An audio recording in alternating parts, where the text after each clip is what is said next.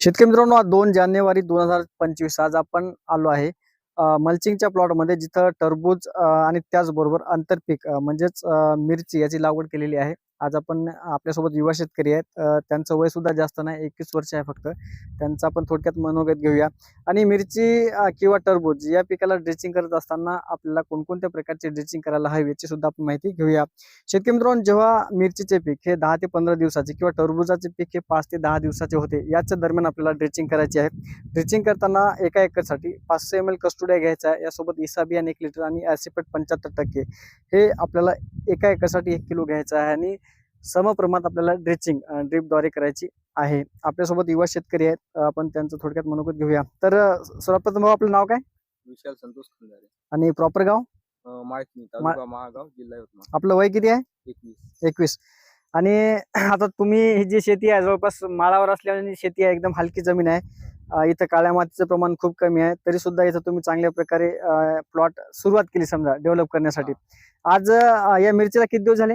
आज मिरचीला लागवड करून 7 दिवस झाले. 7 दिवस झाले. आणि याला आपलं टरबूजाला टरबूजाला 15 दिवस. 15 दिवस झाले. आणि हे जे आहे समजा, ही मिरचीची जात कोणती आहे?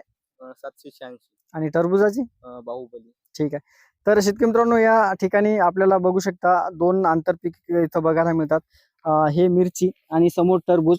आणि मिरची किंवा टरबूज हे आंतरपीक जर घेतलं आपण चांगल्या प्रकारे, दोन्हीचं जर रेट मिळाला तर चांगल्या प्रकारे उत्पादन मिळू शकते. दोन्हीपैकी एकाला जर रेट चांगला मिळाला तर नक्कीच आपला जो खर्च आहे तो निघू शकतो.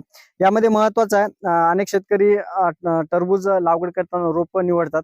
रोप आणि बी यामध्ये जर आपण फरक पाहिला तर रोपाची सेटिंग करण्याला जवळपास 8-10 दिवस एक्स्ट्रा जातात. त्यामुळं तिथं जे रोपाची आहे वाढ ही थांबून जाते.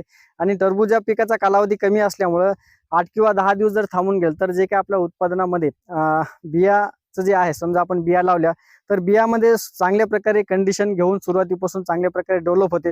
सुरुवातीला बियामध्ये चांगल्या प्रकारे करमणार नाही, पण बियाचा जो कालावधी हा जास्त दिवस घेतो. पण चांगल्या प्रकारे जर आपण बी टोकन केलं तर रिझल्ट आपल्याला बघायला मिळतो. विशेषतः जास्तीत जास्त शेतकरी रोपाची लागवड करतात. रोपाचं सुद्धा चांगल्या प्रकारे आपल्याला उत्पादन येऊ शकते. पण रोपाची आणि बियाची तुलना केली तर आपण बियाचं जर डायरेक्ट टोबू केलं किंवा टोकन केलं तर चांगल्या प्रकारे आपल्याला उत्पादन येऊ शकते.